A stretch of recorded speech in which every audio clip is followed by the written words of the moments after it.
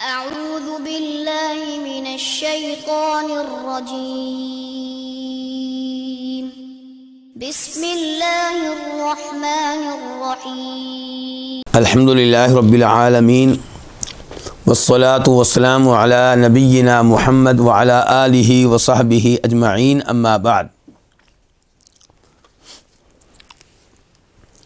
آج ہم کتاب التوحید کے ساتھ ہیں اور کتاب التوحید یہ تعریف ہے امام محمد بن عبد الوہاب رحمہ اللہ کی، جو فوت ہوئے ہیں 1206 ہجری میں 1206۔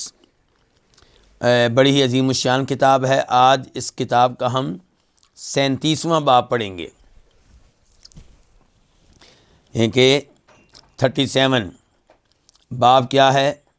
باب من اطاع العلماء والامراء فی تحریم ما احل اللہ او تحلیل ما حرم اللہ فقد اتخذهم اربابا۔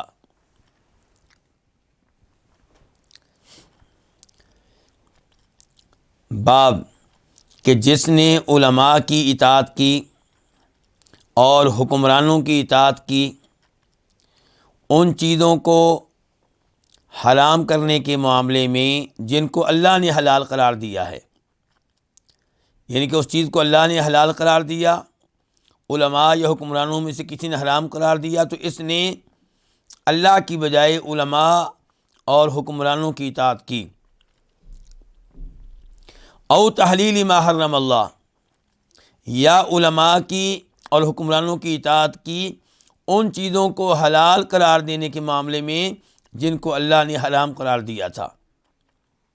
تو جس نے یہ کام کیا، اس نے علماء کو اور حکمرانوں کو کیا بنا لیا ہے؟ اللہ کے علاوہ رب مان لیا ہے، رب بنا لیا ہے۔ تو باب بہت واضح ہے کہ جس چیز کو اللہ نے حلال قرار دیا اس کو آپ حلال جانیں، جس کو اللہ نے حرام قرار دیا آپ اس کو حرام جانیں۔ اور اگر آپ کسی عالم دین کے کہنے پہ، کسی حکمران کے کہنے پہ، کسی اور کے کہنے پہ اس چیز کو حرام قرار دیتے ہیں جس کو اللہ نے حلال قرار دیا، اور اس چیز کو حلال قرار دیتے ہیں جس کو اللہ نے حرام قرار دیا، تو آپ نے جس کی بات مانی ہے اس کو آپ نے رب مان لیا ہے۔ تو اس سے پتہ چلا کہ اس باب کا تعلق اللہ تعالیٰ کے اس حق کے ساتھ ہے جو تشریع کا حق ہے، یعنی کہ شریعت بتانا، شریعت دینا، یہ اللہ کا حق ہے۔ جب آپ اس معاملے میں کسی اور کی بات مانیں گے تو آپ نے اس کو اللہ کا شریک بنا لیا۔ توحید کا تقاضا یہ ہے کہ اللہ کی اطاعت کی جائے اور اللہ کے رسول کی اطاعت کی جائے، اور اللہ کے رسول کی اطاعت بھی اس لیے کہ وہ دراصل اللہ کی اطاعت ہے۔ اللہ تعالیٰ فرماتے ہیں سورہ آل عمران میں آیت نمبر 32 میں 32 میں، قل اطیعوا اللہ والرسول، آپ کہہ دیجئے کہ تم لوگ اللہ کی بات مانو، اللہ کی اطاعت کرو، اور اللہ کے رسول علیہ الصلوۃ والسلام کی اطاعت کرو۔ فَإِن تَوَلَّوْا، اگر وہ اعراض کریں اللہ کی اطاعت سے، اللہ کے رسول کی اطاعت سے، تو پھر یہ بات واضح ہونی چاہیے کہ اللہ تعالیٰ کافروں سے محبت نہیں کرتا۔ اس ایسے کیا پتہ چلا کہ اللہ کے رسول کی اطاعت نہ کرنا، ان کو چھوڑ کے کسی اور کی اطاعت کرنا، یہ کیا ہے؟ یہ معاملہ کفر تک پہنچ جاتا ہے۔ تو اس سے آپ اندازہ لگا سکتے ہیں کہ معاملہ کتنا سنگین ہے۔ حکمرانوں کی اطاعت، حکمرانوں کی بات ماننا، اس کی 3 اقسام ہیں۔ پہلی قسم یہ ہے کہ آپ حکمرانوں کی وہ بات مانتے ہیں جس بات کا حکم اللہ نے دیا، جس بات کا حکم اللہ کے رسول نے دیا صلی اللہ علیہ وسلم۔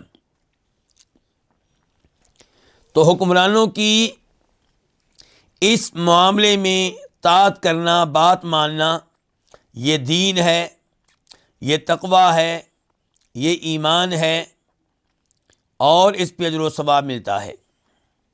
مثال کے طور پہ حکمرانوں کا عوام سے یہ مطالبہ کرنا کہ مرد حضرات جماعت کے ساتھ مسجد میں آ کر نماز پڑھیں۔ اب یہ بات ماننا اگر اللہ کو راضی کرنے کے لیے ہے، حکمران کی بات آپ اس لیے مان رہے ہیں کہ اللہ نے کہا حکمرانوں کی اطاعت کرو، تو آپ کو یہاں پہ ڈبل ثواب ملے گا۔ ایک اس لیے کہ اللہ نے بھی کہا ہے کہ جماعت کے ساتھ نماز پڑھو، اللہ کے رسول نے کہا ہے جماعت کے ساتھ نماز پڑھو صلی اللہ علیہ وسلم، اور حکمران نے بھی کہہ دیا۔ اب آپ نے یہ بات مان لی، آپ کو ڈبل ثواب ملے گا، اللہ کے رسول کی بات ماننے کا ثواب اور حکمران کی بات ماننے کا ثواب۔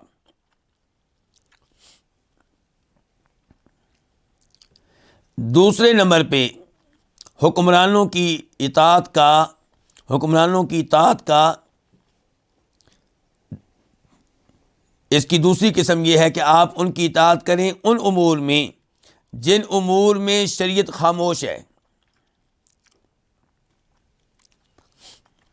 شریعت نے وہ کام نہ کرنے کا حکم دیا اور نہ وہ کام کرنے سے منع کیا، تو یہاں پہ حکمرانوں کی اطاعت کریں گے اگر اللہ کی وجہ سے، تو اس پہ اجر و ثواب ملے گا، اور یہ اطاعت بھی دین ہے۔ کیا دلیل ہے اس کی؟ سورہ نساء آیت نمبر 59 یا ایھا الذین آمنوا اطیعوا اللہ واطیعوا الرسول واولی الامر منکم، اے ایمان والو اللہ کی اطاعت کرو، اللہ کے رسول کی اطاعت کرو، اور جو تم میں سے ذمہ داران ہیں یعنی کہ حکمران ہیں ان کی اطاعت کرو۔ تو یہاں پہ اللہ تعالیٰ نے حکمرانوں کی بات ماننے کا، ان کی اطاعت کرنے کا حکم دیا ہے۔ تو جب حکمرانوں کی بات اس لیے مانی جائے گی کہ یہ قرآن کا حکم ہے، یہ نبی علیہ الصلوۃ والسلام کی تعلیمات میں سے ہے، تو اس اطاعت پہ اجر و ثواب ملے گا۔ تیسرے نمبر پہ حکمرانوں کی بات ماننا، ان کی اطاعت کرنا ان امور میں جن امور سے شریعت نے منع کیا ہے۔ مثال کے طور پہ شریعت نے کہا ہے کہ داڑھی رکھیں، آپ داڑھی منڈواتے ہیں حکمرانوں کی بات مانتے ہوئے۔ شریعت نے کہا ہے کہ روزے رمضان کے رکھیں، آپ روزے نہیں رکھتے حکمرانوں کی بات مانتے ہوئے، تو یہ اطاعت جو ہے حرام ہے، گناہ ہے۔ حکمرانوں کی ایسی اطاعت کرنے کی اجازت نہیں ہے۔ چنانچہ فرماتے ہیں نبی صلی اللہ علیہ وسلم، علی المرء المسلم السمع والطاعہ، مسلمان کو چاہیے اپنے حکمران کی بات توجہ سے سنے اور اپنے حکمران کی بات مانے، اس پہ عمل کرے۔ فیما احب و کریہا، اپنے حکمران کی وہ بات بھی مانے جو پسند آ جائے اور وہ بھی مانے جو پسند نہ آئے۔ الا ان یؤمر بمعصیہ، ہاں اگر حکمران وہ آرڈر دے جس آرڈر کو مانیں گے تو اللہ کے رسول کی نافرمانی ہوگی، معصیت ہوگی۔ فإن امر بمعصیۃ فلا سمع ولا طاعۃ، تو پھر حکمران کی بات نہیں مانی جائے گی۔ یہ ہے مسلم شریف کی حدیث 1839 1839، اور یہی حدیث بخاری شریف میں بھی ہے 7144 7144۔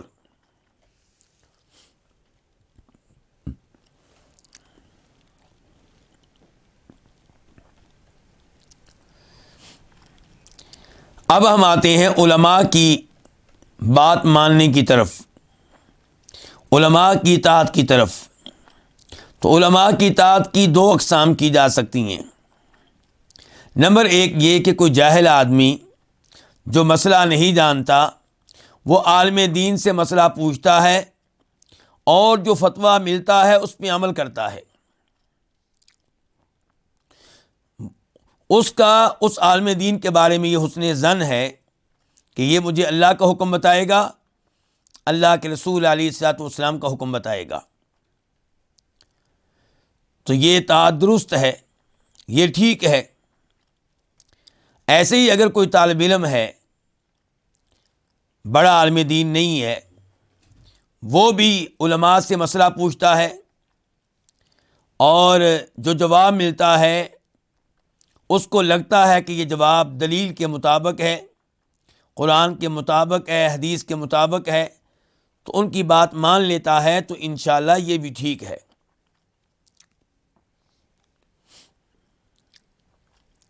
دوسری قسم علماء کی اطاعت کی، علماء کی بات مان لینے کی، کہ آپ علماء کی وہ بات مان رہے ہیں جس بات کے بارے میں آپ کو پتہ ہے کہ یہ قرآن کی کسی آیت کے خلاف ہے یا نبی علیہ الصلوۃ والسلام کی کسی حدیث کے خلاف ہے، تو علماء کی یہ بات ماننا معصیت ہے، نافرمانی ہے، حرام ہے۔ امام شافعی رحمہ اللہ فرماتے ہیں کہ علماء کرام کا اس بات پہ اتفاق ہے کہ جس کو نبی علیہ الصلوۃ والسلام کی کوئی حدیث، کوئی سنت معلوم ہو گئی تو اس کے لیے جائز نہیں ہے کہ آپ علیہ الصلوۃ والسلام کی حدیث کو، سنت کو چھوڑے کسی کے بھی کہنے پہ۔ کسی کے بھی کہنے پہ اللہ کے نبی علیہ السلام کی حدیث کو چھوڑ دینا جائز نہیں ہے۔ امام مالک رحمہ اللہ کہا کرتے تھے کل منا یؤخذ قولہ ویرد الا صاحب ھذا القبر، کہ ہم میں سے کسی بھی عالم دین کی بات مانی بھی جا سکتی ہے اور ہماری بات ریجیکٹ بھی ہو سکتی ہے، سوائے نبی علیہ الصلوۃ والسلام کے کہ آپ کی ہر بات ماننا ضروری ہے۔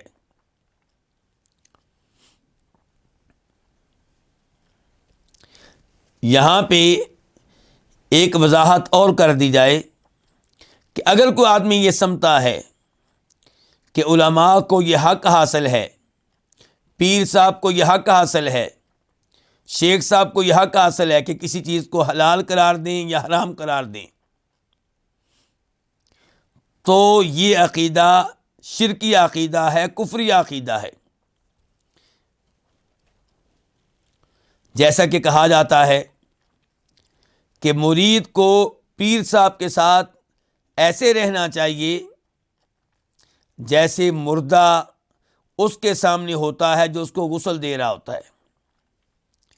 غسل دینے والا مردے کو جدھر کر دے، مردہ ادھر، مردہ ان کے آگے سے انکار نہیں کر سکتا۔ تو کہتے ہیں ایسے ہی مرید کو اپنے شیخ صاحب، اپنے پیر صاحب کے ساتھ ہونا چاہیے۔ تو یہ عقیدہ کفری عقیدہ ہے، یہ عقیدہ شرکی عقیدہ ہے۔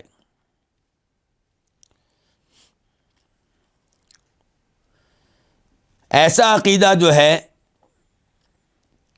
یہ ہمارے اس باب کا موضوع ہے، یہی وہ چیز ہے جو ہم اس باب میں پڑھنے والے ہیں کہ کسی عالم دین کو، کسی حکمران کو یہ حق دینا کہ وہ جس چیز کو چاہے حلال قرار دے، جس چیز کو چاہے حرام قرار دے، یہ اسے اللہ رب العزت کے ساتھ شریک کرنا ہے۔ یہ حق صرف اور صرف اللہ رب العزت کا ہے، اور اللہ کے رسول علیہ الصلوۃ والسلام اس حق کو لوگوں تک پہنچاتے ہیں۔ تو آئیے دیکھتے ہیں کہ امام محمد بن عبد الوہاب رحمہ اللہ اس باب میں کون سی نصوص لے کر آئے ہیں، کون سی روایات لے کر آئے ہیں۔ کہتے ہیں وقال ابن عباس، کہ عبداللہ ابن عباس رضی اللہ عنہما نے کہا یوشک ان تنزل علیکم حجارۃ من السماء، یوشک قریب ہے کہ اتریں تم پہ، برسیں تم پہ، حجارۃ پتھر، من السماء آسمان سے، اقول میں کہتا ہوں، قال رسول اللہ صلی اللہ علیہ وسلم کہ فرمایا رسول اللہ صلی اللہ علیہ وسلم نے، وتقولون اور تم کہتے ہو، قال ابو بکر و عمر کہ ابو بکر نے کہا، عمر نے کہا۔ کیا کہنا چاہتے ہیں یہاں پہ عبداللہ ابن عباس؟ عبداللہ ابن عباس لوگوں کو ترغیب دے رہے ہیں حج تمتع کرنے کی۔ حج تمتع کسے کہتے ہیں؟ حج تمتع کا مطلب یہ ہے کہ حج کے مہینے میں آپ حج کے لیے جائیں، لیکن میقات سے پہلے آپ نیت کریں عمرے کی، آپ عمرہ کر لیں، عمرہ کرنے کے بعد آپ احرام کھول دیں، احرام کی پابندیوں سے آزاد ہو جائیں، اور پھر جب ذی الحجہ کی 8 تاریخ آئے تو آپ پھر حج کی نیت مکہ سے ہی کر لیں۔ تو آپ نے ایک سفر میں کتنے کام کیے؟ 2، عمرہ بھی حج بھی۔ اور یہ عمرہ آپ نے کس مہینے میں کیا ہے؟ حج والے مہینے میں۔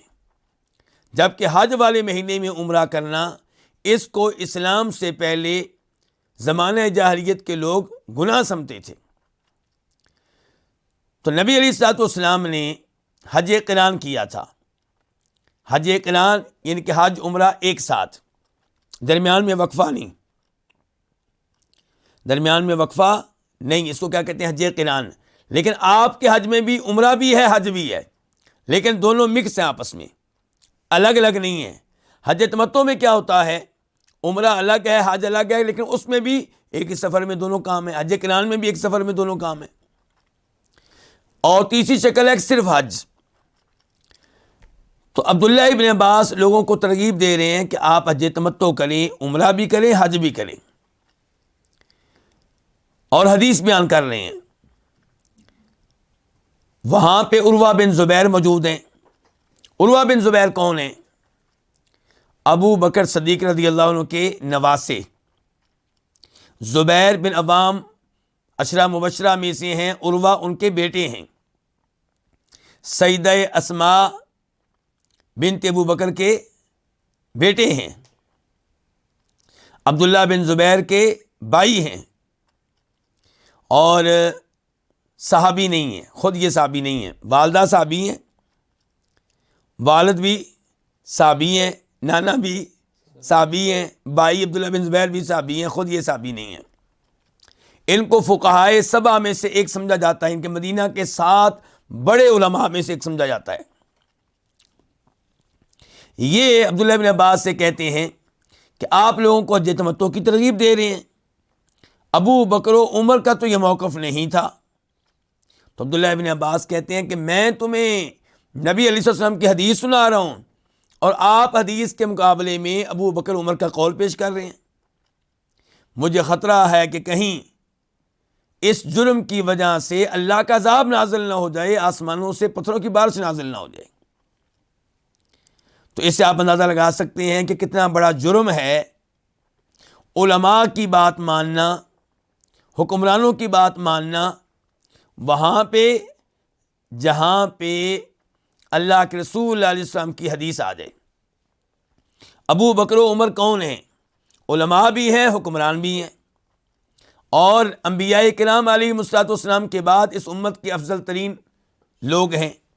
جب ان کی بات نبی علیہ السلام کی حدیث کے مقابلے میں پیش نہیں کی جا سکتی تو کسی اور کی بات پیش کرنا کیوں کر درست ہوگا؟ اچھا، اب سوال یہ ہے کہ یہ الفاظ عبداللہ بن عباس کے کہاں پہ آئے ہیں، کس کتاب میں آئے ہیں؟ تو یہ الفاظ کسی کتاب میں مل نہیں سکے۔ اس کا مطلب یہ ہے کہ یہ الفاظ، یہ معنی، یہ مفہوم موجود ہے، اسی مفہوم میں یہ روایت آئی ہے، کئی کتابوں میں آئی ہے، لیکن بیعینی الفاظ، یہی الفاظ یہ نہیں مل سکے۔ ان کو امام ابن تیمیہ رحمہ اللہ ان الفاظ کو اپنی کئی کتابوں میں ذکر کرتے ہیں، امام ابن القیم رحمہ اللہ بھی ذکر کرتے ہیں، لیکن بالکل یہی الفاظ نہیں مل سکے، اس سے قریب قریب الفاظ مسند احمد میں آئے ہیں، اور وہاں پہ نمبر ہے اس روایت کا 3121 3121۔ اور اس کے ساتھ ساتھ دیکھ لیا جائے مسند احمد کی ایک اور روایت کو بھی 2277 2277۔ پھر اس کو امام ابن عبد البر لے کر آئے ہیں اپنی کتاب جامع بیان العلم میں، خطیب بغدادی اس کو لے کر آئے ہیں اپنی کتاب فقیہ المتفقہ میں، وہاں پہ اس کا نمبر ہے 379 اور 380، 379 اور 380۔ تو میں چاہوں گا کہ الفقیہ والمتفقہ سے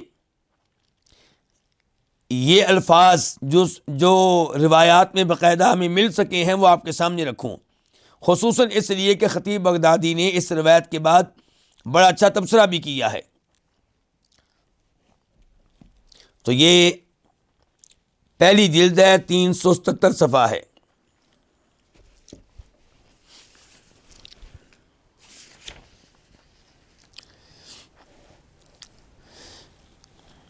تو یہ پہلی جو روایت ہے 379، اس میں خطیب بغدادی روایت کرتے ہیں سعید بن جبیر سے کہ عبداللہ ابن عباس نے کہا رضی اللہ تعالیٰ عنہما، تمتع النبی صلی اللہ علیہ وسلم، کہ نبی علیہ الصلوۃ والسلام نے حج تمتع کیا تھا، اور یہاں پہ حج تمتع سے مراد حج قران ہے، یعنی کہ آپ نے بھی فائدہ اٹھایا تھا کہ ایک ہی سفر میں دو کام کیے تھے، عمرہ بھی اور حج بھی۔ فقال عروۃ بن الزبیر، عروہ بن زبیر کہنے لگے، نہا ابو بکر و عمر عن المتع، کہ ابو بکر اور عمر تو حج تمتع سے منع کرتے تھے۔ فقال ابن عباس، عبداللہ ابن عباس کہنے لگے، ما یقول عریۃ، یعنی کہ یہ عروہ کیا کہہ رہے ہیں، عروہ کا پیار سے نام لیا عریہ، کہا یہ کیا کہہ رہے ہیں، کیا کہنا چاہتے ہیں؟ تو کہنے والے نے کہا یقول، کہ یہ کہہ رہے ہیں کہ نہا ابو بکر و عمر عن المتع، کہ ابو بکر عمر تو حج تمتع سے منع کرتے رہے ہیں۔ عبداللہ ابن عباس کہنے لگے، اراہم سیہلکون، مجھے لگتا ہے کہ یہ لوگ ہلاک ہو جائیں گے، تباہ ہو جائیں گے۔ اقول قال النبی صلی اللہ علیہ وسلم، میں کہہ رہا ہوں کہ نبی علیہ الصلوۃ والسلام نے یوں کہا، وَيَقُولُونَ، اور یہ آگے سے کہتے ہیں، نہا ابو بکر و عمر، کہ ابو بکر عمر نے تو اس سے منع کیا ہے، یعنی کہ میں حدیث پیش کر رہا ہوں اور یہ اس کے مقابلے میں ابو بکر عمر کا قول پیش کر رہے ہیں۔ یہ پہلی روایت ہے۔ دوسری روایت جس کا نمبر ہے 380، 380، اس میں ابن ابی ملیکہ کہتے ہیں کہ عروہ بن زبیر نے عبداللہ بن عباس سے کہا، اضللت الناس، آپ لوگوں کو گمراہ کر رہے ہیں۔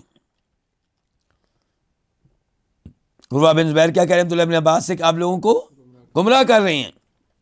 قال وما ذاک یا عریہ، اور عروہ کیسے، وہ کس طرح؟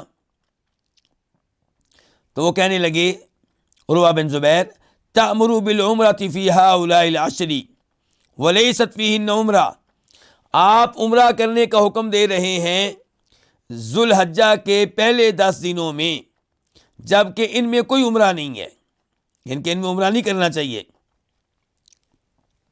عبداللہ بن عباس نے کہا، اولا تسأل امک عن ذلک، ذرا اس بارے میں اپنی ماں سے مسئلہ پوچھو۔ یہ مسئلہ کسے پوچھو؟ اپنی والدہ سے پوچھو۔ والدہ کون ہے؟ سیدہ اسماء صحابیہ، یعنی کہ تمہاری والدہ نے اللہ کے رسول کے ساتھ سفر کیے ہوئے ہیں، عمرے وغیرہ کیے ہوئے ہیں، ان سے ذرا مسئلہ پوچھو۔ فقال عروہ کہنے لگے، فإن ابا بکر و عمر لم یفعلا ذلک، لیکن ابو بکر و عمر نے تو یہ کام نہیں کیا۔ فقال ابن عباس، عبداللہ بن عباس کہنے لگے، ھذا الذی اہلککم، اسی چیز نے تم لوگوں کو تباہ کر دیا ہے، برباد کر دیا ہے۔ واللہ ما ارا الا سیعذبکم، اللہ کی قسم میری رائے یہ ہے کہ اللہ تمہیں عذاب دے گا. انی احدثکم عن النبی صلی اللہ علیہ وسلم، میں تمہیں نبی علیہ الصلوۃ والسلام کا حوالہ دے رہا ہوں، آپ کی بات بتا رہا ہوں. وتجیئونی بابی بکر و عمر، اور تم میرے پاس ابو بکر و عمر کا قول لا رہے ہو. فقال عروہ آگے سے کہنے لگے، ہما واللہ کانا اعلم بسنت رسول اللہ صلی اللہ علیہ وسلم واتبع لها منک، کہ عبداللہ ابن عباس یاد رکھو وہ دونوں، کون دونوں؟ ابو بکر و عمر اللہ کی قسم اللہ کی نبی علیہ السلام کی احادیث اور سنت کو تم سے بہتر جاننے والے تھے، اور تمہارے مقابلے میں زیادہ احادیث کی اتباع اور پیروی کرنے والے تھے. کیسے ہیں یہ الفاظ؟ شاندار الفاظ ہیں. اس میں کوئی شک و شبہ نہیں کہ ابو بکر و عمر عبداللہ ابن عباس سے بہتر جانتے ہیں دین کو، ان سے بہتر پیروی کرنے والے ہیں نبی علیہ الصلوۃ والسلام کی. لیکن ضروری نہیں کہ ہر مسئلے میں جناب ابو بکر جناب عمر نبی علیہ الصلوۃ والسلام کی حدیث کا علم بھی رکھتے ہوں، اور ہر مسئلے میں عبداللہ ابن عباس سے زیادہ پیروی کرنے والے ہوں حدیث کی. عام طور پہ وہی آگے عبداللہ ابن عباس سے، کوئی شک نہیں، لیکن ضروری نہیں کہ ہر مسئلے میں ایسا ہو. تو اسی لیے عبداللہ ابن عباس نے کہا کہ میں حدیث بیان کرتا ہوں، تم ابو بکر و عمر کا حوالہ دیتے ہو، کہیں تمہارے اوپر اللہ کا عذاب نازل نہ ہو جائے. قلت، میں کہتا ہوں. ہاں جی، اب میرا آپ سے سوال ہے، پتہ چلے گا آپ کی توجہ ہے کہ نہیں ہے. یہ کون ہے؟ قلت، میں کہتا ہوں. ہاں، یہ کتاب کے مؤلف ہیں خطیب بغدادی، جو فوت ہوئے ہیں 462 ہجری میں، 462. یہ تبصرہ کرتے ہیں اب روایت کے اوپر. قد کان ابو بکر و عمر علی ما وصفہما بہ عروہ، کہ اس میں کوئی شک و شبہ نہیں ہے کہ ابو بکر و عمر ایسے ہی تھے جیسے عروہ کہہ رہی ہیں. کیسے تھے؟ کہ وہ حدیث کا زیادہ علم رکھنے والے، دین کا زیادہ علم رکھنے والے، اور وہ سنت کی زیادہ پیروی کرنے والے تھے. الا انہ لا ينبغي ان يقلد احد فی ترک ما ثبتت به سنت رسول اللہ صلی اللہ علیہ وسلم. کتنے شاندار الفاظ ہیں خطیب بغدادی کے. کہتے ہیں ابو بکر و عمر ایسے ہی تھے، لیکن کوئی بھی ہو اس کی تقلید نہیں کی جائے گی، اس کی بات نہیں مانی جائے گی اس سنت کو چھوڑنے میں، اس حدیث کو چھوڑنے کے معاملے میں جو اللہ کے رسول سے ثابت ہو جائے. تو اس سے آپ اندازہ لگا سکتے ہیں کیا اہمیت ہے نبی علیہ الصلوۃ والسلام کی احادیث کی.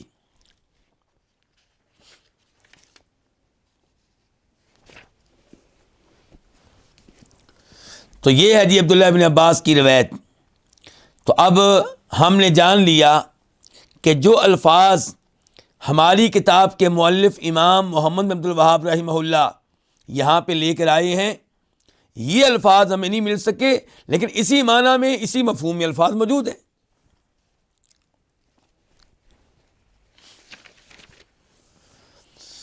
وقال احمد بن حنبل رحمہ اللہ، امام صاحب کہتے ہیں کہ امام احمد بن حنبل نے کہا، عجبت لقوم عرفوا الاسناد وصحتہ. امام احمد بن حنبل کون ہیں جی؟ 4 اماموں میں سے ایک ہیں، امام بخاری کے استاد ہیں.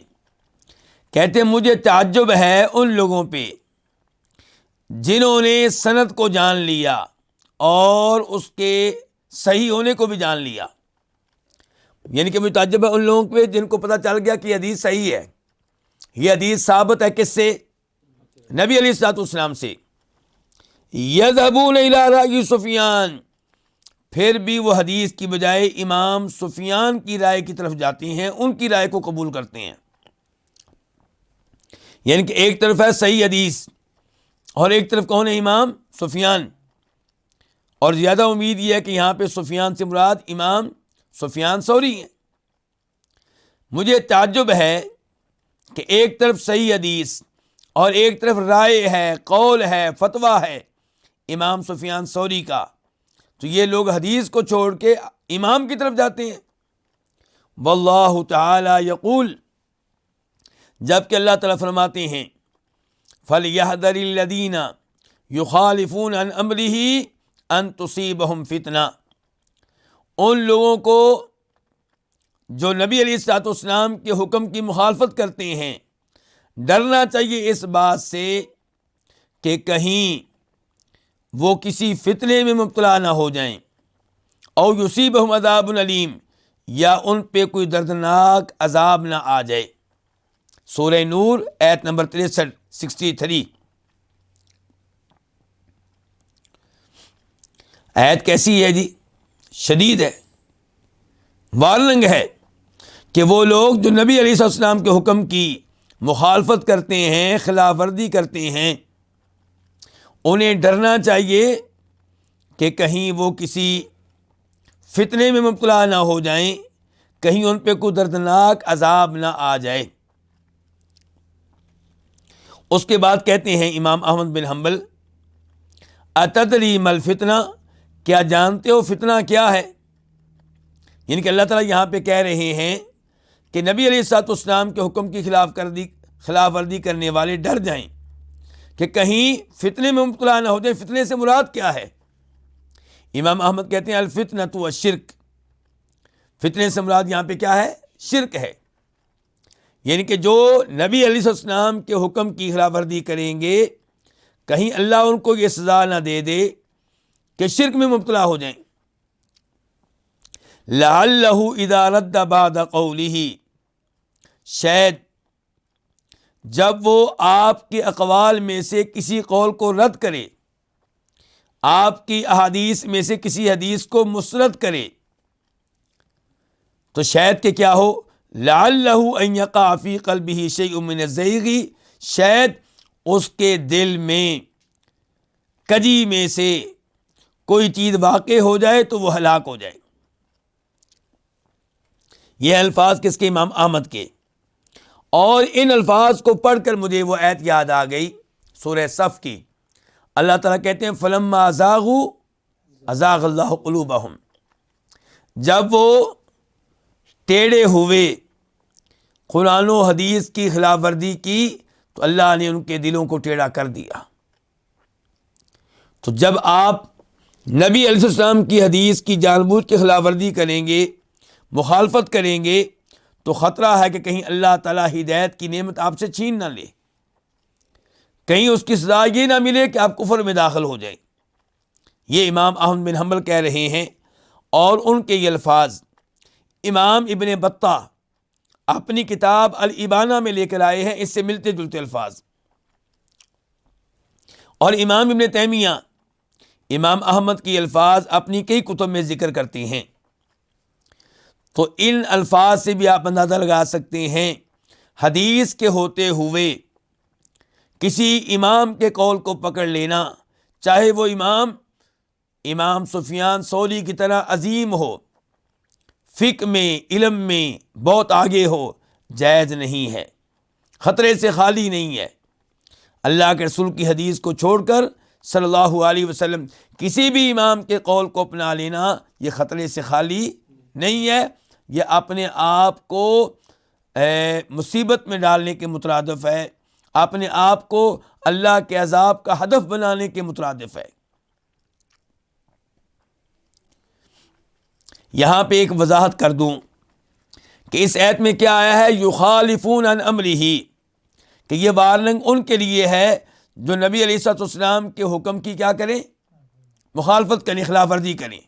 اچھا، یخالفون کے بعد کون سا لفظ ہے؟ دیکھیں ذرا، عن. یخالفون کے بعد کیا لفظ آیا ہے؟ عن. جب کہ عربی میں یہ لفظ استعمال ہوتا ہے عن کے بغیر. کہا جائے گا کہ انہ خالف امر النبی صلی اللہ علیہ وسلم، اس آدمی نے اللہ کے نبی کے حکم کی خلاف ورزی کی ہے، مخالفت کی ہے. یعنی کہ خالفہ کے بعد عن لانے کی ضرورت نہیں ہے. خالفہ کے بعد عن لانے کی ضرورت، یہاں پہ عن کیوں آیا، یہ سوال ہے. جواب یہ ہے، یہاں پہ عن آیا ہے تاکہ لفظ یخالفون میں لفظ عارضہ کا معنی بھی پیدا ہو جائے، کیونکہ عارضہ کے بعد ان آیا کرتا ہے.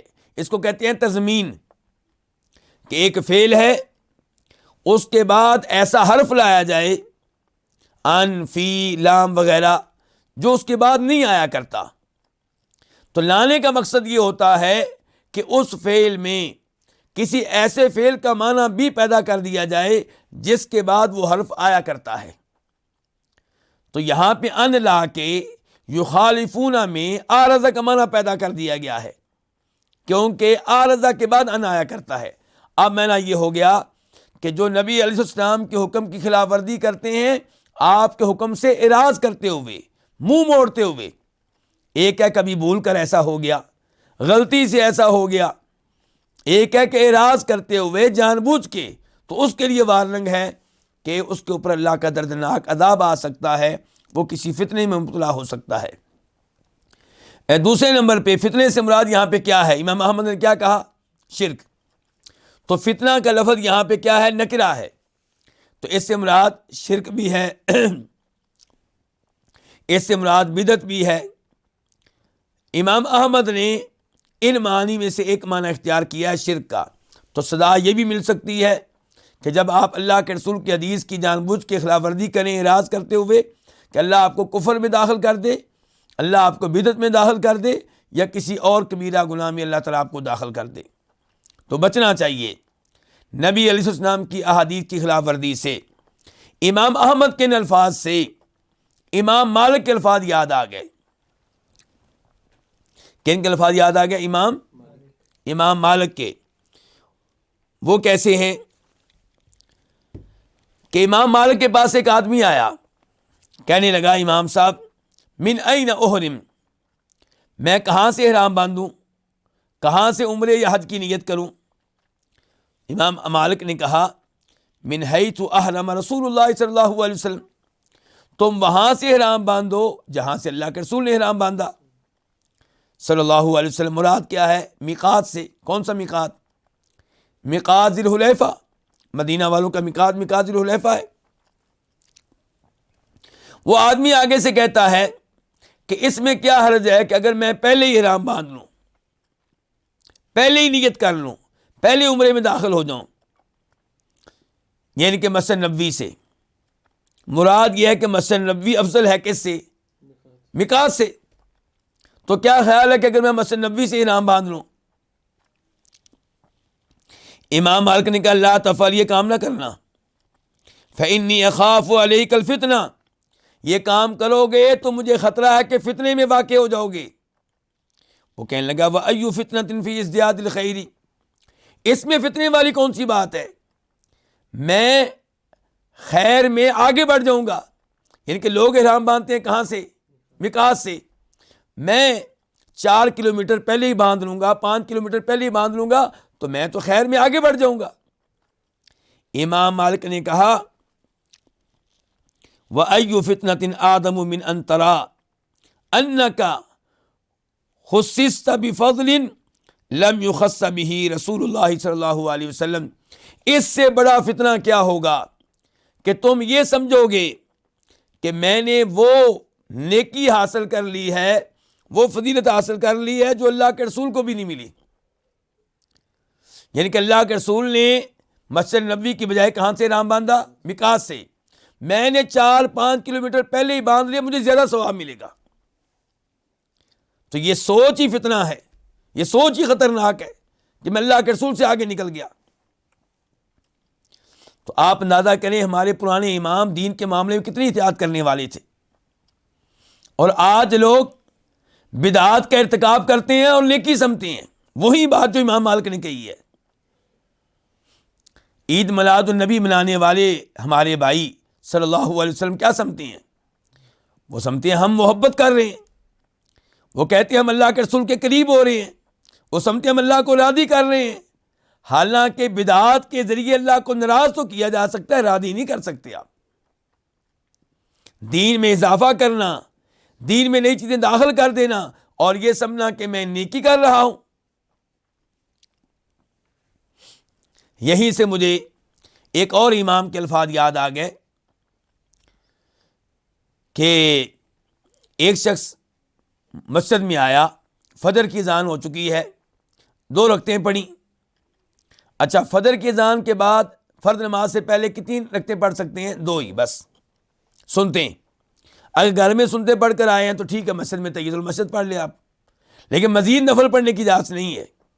وہ آدمی 2 رکعتیں پڑھ کے سلام پھر کے پھر نماز پڑھ رہا ہے. تو ایک تابعی نے، ایک بڑے امام نے اس کو ڈانٹا اور کہا یہ تم کیا کر رہے ہو؟ تو وہ آدمی آگے سے کیا کہتا ہے، سنیے گا ذرا دھیان سے. وہ کہتے ہیں آپ کیا سمجھتے ہیں کہ اللہ مجھے عذاب دے گا ان نوافل کے پڑھنے پہ، یہ نماز پڑھنے پہ؟ اب وہ آدمی کیا سمجھتا ہے، میں تو نیکی کر رہا ہوں. تو وہ امام سب کہتے ہیں اللہ تمہیں نماز پڑھنے پہ عذاب نہیں دے گا، اللہ تعالیٰ تمہیں سنت کی خلاف ورزی پہ، اللہ کے رسول کا طریقہ ترک کر دینے پہ سزا دے گا صلی اللہ علیہ وسلم. تو یہ ہے اطاعت اللہ کے رسول کی، کہ اللہ کے رسول کی اطاعت کی جائے ہر معاملے میں.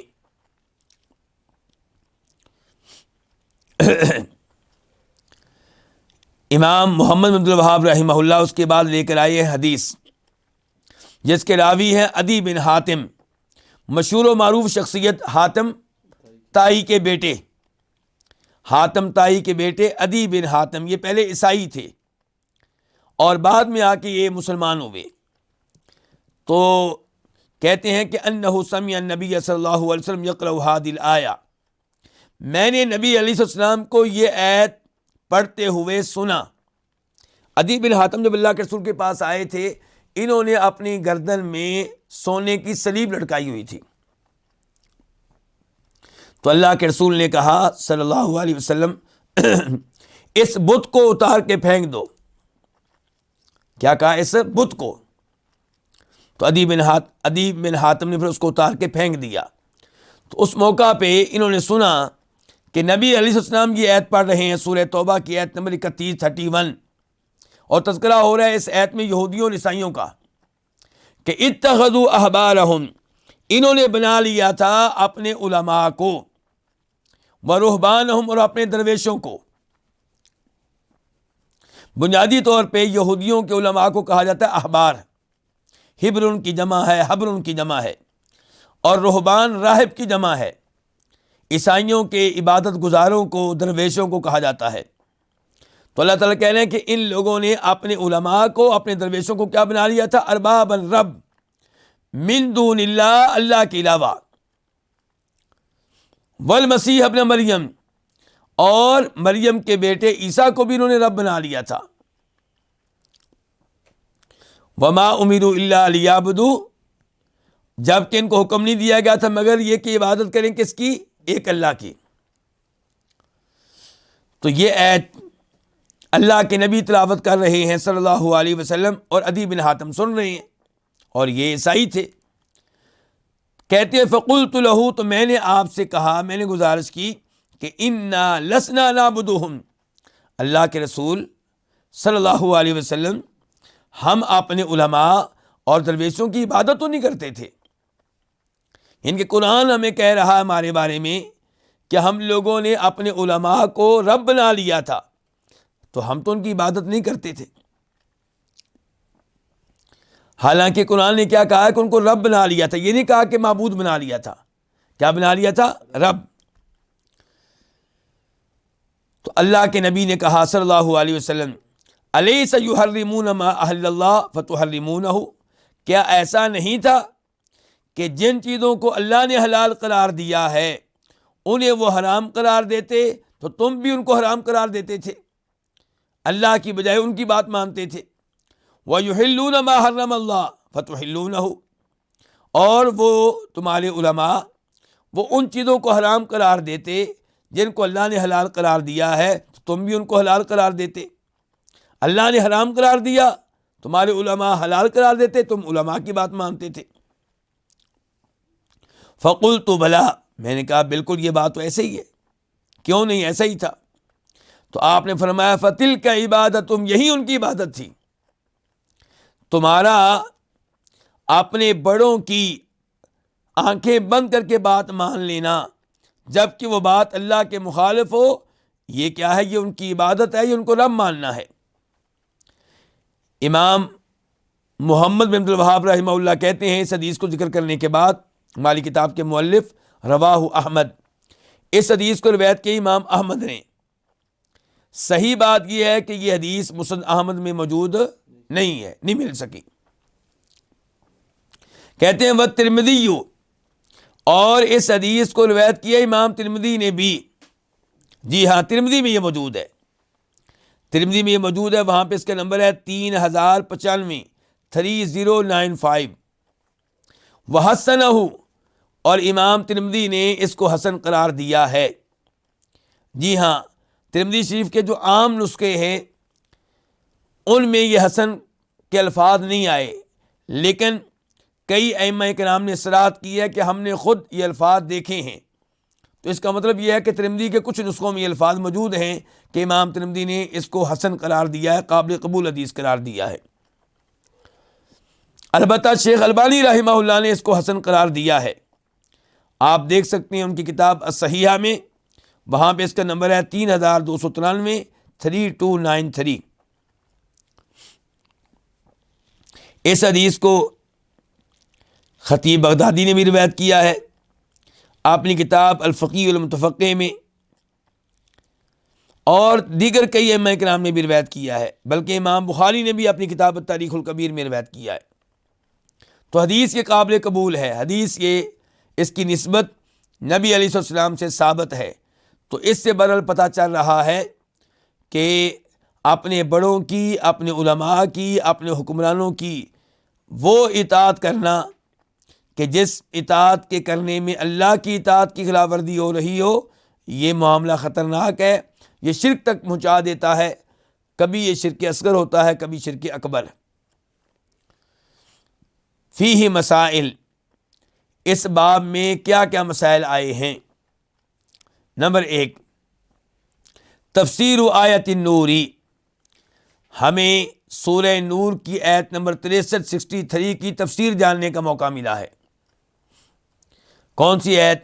کہ فَلْيَحْذَرِ الَّذِينَ يُخَالِفُونَ عَنْ أَمْرِهِ أَن تُصِيبَهُمْ فِتْنَةٌ أَوْ يُصِيبَهُمْ عَذَابٌ أَلِيمٌ، کہ وہ لوگ جو نبی علیہ السلام کے حکم کی مخالفت کرتے ہیں، آپ کے حکم سے اعراض کرتے ہوئے، انہیں ڈرنا چاہیے اس بات سے کہ کہیں اللہ تعالیٰ انہیں کسی فتنے میں یا دردناک عذاب میں مبتلا نہ کر دے۔ الثانیہ، دوسرا مسئلہ، تفسیر آیت براءہ، براءہ یہ نام ہے سورہ توبہ کا، تو سورہ توبہ کی آیت نمبر 31 کی تفسیر جاننے کا موقع ملا۔ یہ کون سی ہے؟ کہ اتخذوا احبارہم ورہبانہم اربابا من دون اللہ، کہ یہودیوں اور عیسائیوں نے اپنے علماء اور اپنے درویشوں کو اللہ کے علاوہ رب بنا لیا تھا، اور رب بنانے سے یہاں مراد کیا ہے؟ کہ حلال و حرام کے معاملے میں ان کی بات مانتے تھے اور اللہ کی بات سے اعراض کرتے تھے۔ الثالثہ، تیسرا مسئلہ، التنبیہ علی معنی العبادہ التی انکرہا عدی، کہ تنبیہ اور آگاہی ملتی ہے عبادت کے اس مفہوم پہ جس کا انکار کیا تھا عدی نے، یعنی کہ نبی علیہ السلام نے ایک آیت پڑھی کہ یہودیوں عیسائیوں نے اپنے بڑوں کو رب بنا لیا تھا، تو عدی بن حاتم نے اس کو پر انکار کیا، کہنے لگے اللہ کے رسول ہم تو ان کی عبادت نہیں کرتے تھے، ہم تو ان کو رب نہیں بناتے تھے۔ تو نبی علیہ السلام نے پھر سمجھایا کہ جب تم حلال و حرام کے معاملے میں ان کی اندھی تقلید کرتے تھے، ان کی ہر بات مانتے تھے، چاہے ان کی بات اللہ کی بات کے خلاف ہو، تو یہ ان کی عبادت کرنا ہے، ایسی اطاعت ان کی کیا کرنا ہے؟ عبادت کرنا ہے۔ تو یہ کون سی عبادت ہے؟ اطاعت والی عبادت، یعنی کہ اطاعت ہونی چاہیے اللہ کی، اطاعت ہونی چاہیے اللہ کے رسول کی صلی اللہ علیہ وسلم، اور تم ان کی اطاعت کرتے رہے ان امور میں بھی جن امور میں تمہارے بڑوں کا قول اللہ کے قول کے خلاف ہوتا تھا، تو یہ ان کی وہ اطاعت ہے جس نے تمہیں ان کی عبادت میں داخل کر دیا۔ الرابعہ، چوتھا مسئلہ، تمثیل ابن عباس بأبی بکر و عمر و تمثیل احمد بسفیان۔ عبداللہ ابن عباس کا ابو بکر و عمر رضی اللہ عنہما کو بطور مثال پیش کرنا اور امام احمد کا سفیان ثوری کو بطور مثال پیش کرنا، کیا مطلب ہے؟ کہنا یہ چاہتے ہیں، عبداللہ ابن عباس نے کہا کہ میں اللہ کے رسول کی حدیث بتا رہا ہوں اور تم اس کے مقابلے میں ابو بکر و عمر کا قول پیش کر رہے ہو، مجھے خطرہ ہے کہ کہیں اللہ کا عذاب نازل نہ ہو جائے۔ ان الفاظ سے ہمیں کیا سبق دیا عبداللہ ابن عباس نے؟ کہ ابو بکر و عمر جو اس امت کے سب سے زیادہ علم رکھنے والے ہیں، سب سے بڑے عالم ہیں، سب سے افضل ہیں، سب سے زیادہ تقوی کے حامل اور پرہیزگار ہیں، جب ان کی بات اللہ کے نبی علیہ السلام کی بات کے سامنے ماننا اور پیش کرنا جائز نہیں ہے تو کسی اور کی کیا حیثیت ہے؟ اس سے آپ اندازہ لگا سکتے ہیں معاملے کی سنگینی کا اور شدت کا۔ اور امام احمد نے کس کی مثال دی ہے؟ امام سفیان ثوری کی۔ سفیان ثوری بہت بڑے عالم دین ہیں، بہت بڑے فقیہ ہیں، بہت بڑے مفسر ہیں، تو جب ان کی بات ماننا جائز نہیں ہے، احادیث کے مقابلے میں ان کی اطاعت کرنا جائز نہیں ہے، تو کسی اور کی اطاعت کیوں کر جائز ہوگی؟ الخامسہ، پانچواں اور آخری مسئلہ، تغیر الاحوال الی ہذی الغایہ، کہ حالات کا اس حد تک تبدیل ہونا، کس حد تک؟ کہ حتی صار عند الاکثر عبادت الرہبانی ہی افضل الاعمال وتسمى الولایہ، کہ اکثر لوگوں کے ہاں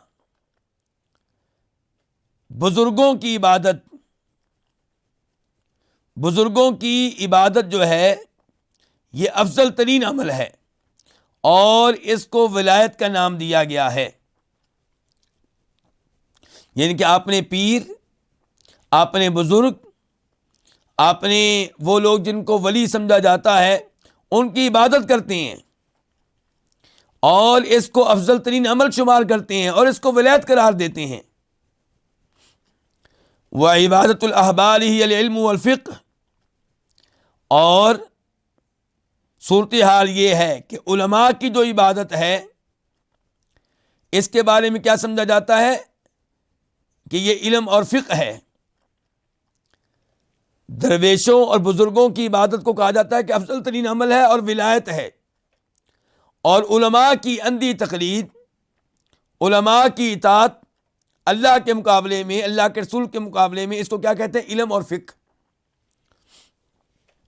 ثم تغیرت الحال الی ان عبد من لیس من الصالحین، پھر حالت یہ بھی تبدیل ہو گئی، اس سے بھی بری حالت ہوگی۔ وہ کیسے؟ پھر حالت تبدیل ہو گئی اور حالت کہاں پہنچ گئی کہ ان کی عبادت ہونے لگی جو صالحین بھی نہیں ہیں۔ پہلے اللہ کے ساتھ شریک کیا جاتا رہا، کن کو؟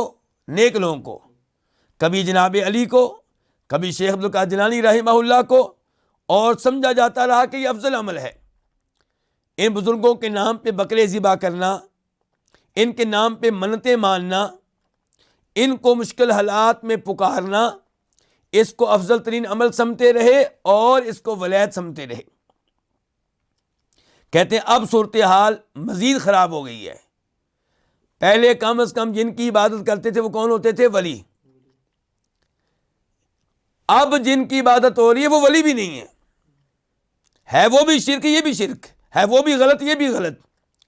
لیکن وہاں پہ غلط فہمی کی وجہ سمجھا رہی تھی کہ ولی کی عقیدت میں اتنا آگے بڑھ گئے ہیں کہ اس کو رب کی صفات دے رہے ہیں، رب کے حقوق دے رہے ہیں، اور اب جن کی عبادت کی جا رہی ہے، جن کو اللہ کا شریک بنایا جا رہا ہے، وہ نیک بھی نہیں ہے، بے نماز، فاسق، مجرم، عورتوں کے ساتھ بیٹھنے والے تنہائی میں، شرابیں پینے والے، داڑیاں مونڈنے والے، شلواریں ٹخنوں سے نیچے رکھنے والے، اور کیا کہا جاتا ہے یہ کون ہے جی؟ یہ ولی ہیں۔ دوسری طرف کہتے ہیں ان کے یہاں پہ اس 5ویں مسئلے میں شیخ صاحب ہمیں 2 غلط چیزیں ہمارے سامنے رکھ رہے ہیں، درویشوں پیروں بزرگوں کی عبادت، اور نام کیا کہ یہ بہترین عمل ہم کر رہے ہیں، اور دوسری طرف علماء جو ہیں ان کی اندھی تقلید، ان کی اندھی آنکھیں بند کر کے ہر بات مان لینا، اور اس کو کیا کہہ رہے ہیں؟ یہ علم اور فقہ ہے۔ یعنی کہ یہ علماء جو ہیں یہ بہت بڑے عالم تھے، بہت بڑے فقیہ تھے، اس لیے ہم ان کی بات مانتے ہیں۔ اچھا اب کیا ہوا؟ اس جانب کیا خرابی، مزید خرابی کیا ہوئی؟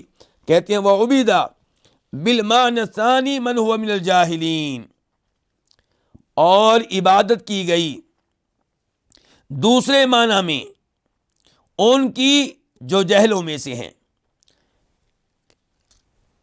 پہلے عبادت ہو رہی تھی اطاعت والی عبادت، کن کی؟ جو علماء تھے۔ مثال کے طور پہ کتنے ہی لوگ ہیں جو تقلید کے نام پہ امام ابو حنیفہ رحمہ اللہ کی عبادت کرتے ہیں۔ کیا مطلب؟ ان کو بتایا بھی جاتا ہے کہ یہ مسئلہ امام صاحب کا یہ قول فلاں آیت کے خلاف ہے۔ اب چاہیے یہ تھا کہ امام صاحب کا قول چھوڑ دیں، امام صاحب کی عزت کرتے رہیں، لیکن قول چھوڑ دیں، حدیث کو لے لیں، لیکن نہیں، حدیث کو چھوڑ دیں گے، امام صاحب کا فتویٰ نہیں چھوڑیں گے۔ ایسے ہی کئی لوگ امام مالک کی تقلید کرنے والے، ایسے ہی کئی لوگ امام شافعی کی تقلید کرنے والے، ایسے ہی کئی لوگ امام احمد کی تقلید کرنے والے۔ تو یہ لوگ اپنے اپنے اماموں کی تقلید میں، ان کی اطاعت کرنے میں اس قدر آگے نکل جاتے ہیں کہ اللہ کے رسول کو نظر انداز کر دیتے ہیں، اللہ کے رسول کی کے فرامین کی خلاف ورزی کرتے ہیں، اور یہ کیا کر رہے ہیں؟ ان کی عبادت کر رہے ہیں۔ کس معاملے میں؟ اطاعت کے معاملے میں۔ لیکن پہلے یہ کام ہوتا تھا ان علماء کے ساتھ جو کم از کم علماء تھے، علم والے تھے۔ امام مالک، امام شافعی، امام محمد، یہ سارے امام جو ہیں ہم ان کی عزت کرتے ہیں، علم والے ہیں، علم کے پہاڑ ہیں۔ کہتے ہیں اب صورتحال یہ خراب ہو گئی ہے کہ اب جن کی تقلید کی جا رہی ہے وہ علم سے بھی کورے ہیں، وہ نکھٹو ہیں، جاہل ہیں۔ کہتے ہیں وَعُبِدَ بِالْمَعْنَ الثَّانِي، اور دوسرے معنی کے ساتھ ان کی عبادت ہو رہی ہے جو جہلوں میں سے ہیں۔ یہاں پہ بلکہ میں آپ کو بتانا چاہوں گا کہ لوگ اپنے اپنے علماء، اپنے اپنے اماموں کی اطاعت کرنے کے معاملے میں کتنا آگے نکل گئے، کیسے کیسے قول پیش کیے انہوں نے، کیا کیا باتیں کہیں انہوں نے۔ ایک مصری ہیں عالم دین، ان کو کہا جاتا ہے ساوی، موجودہ نہیں ہیں، کچھ پرانے ہیں۔ تفسیر جلالین کے اوپر انہوں نے اپنا حاشیہ لکھا ہے، وہاں پہ ایک جگہ لکھتے ہیں وَلَا يَجُوزُ تَقْلِيدُ مَا عَدَى الْمَذَاهِبِ الْأَرْبَعَ، کہ 4 مذاہب کے علاوہ کسی اور کی تقلید کرنا، کسی اور کی بات ماننا جائز ہی نہیں ہے۔ یا آپ حنفی بن جائیں، یا مالکی، یا شافعی، یا حنبلی، 5واں بننے کی آپ کو اجازت نہیں ہے۔ آگے دیکھیں کیا کہتے ہیں۔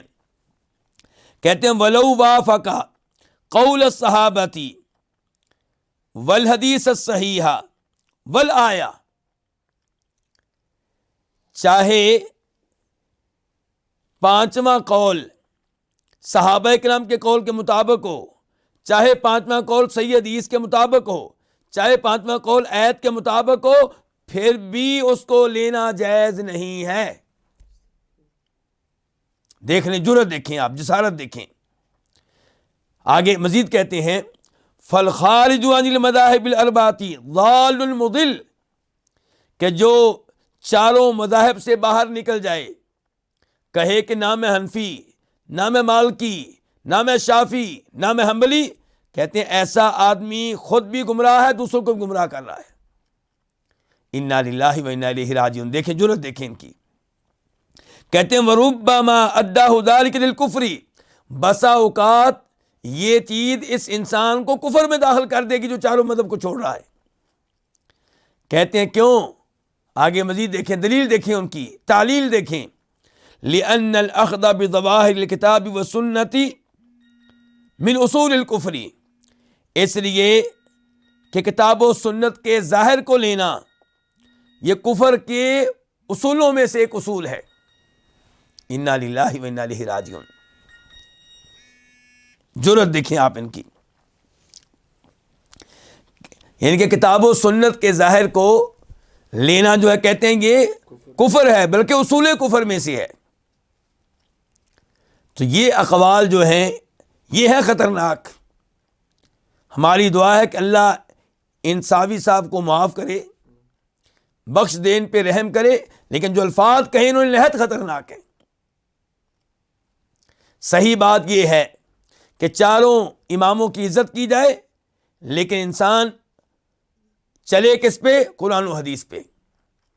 آپ کہیں گے عام آدمی کیا کرے؟ عام آدمی جس عالم دین کے بارے میں سمجھتا ہے کہ یہ کتاب و سنت کے مطابق فتویٰ دینے والا ہے، اس سے مسئلہ پوچھے، دل مطمئن ہے تو اس پہ عمل کرے. اور اگر اس کو دل مطمئن نہیں ہو رہا تو اس عالم دین سے پوچھ لے، اس سے بھی پوچھ لے، اس سے بھی پوچھ لے. اب جس کے قول پہ دل مطمئن ہو رہا ہے اس پہ عمل کرے.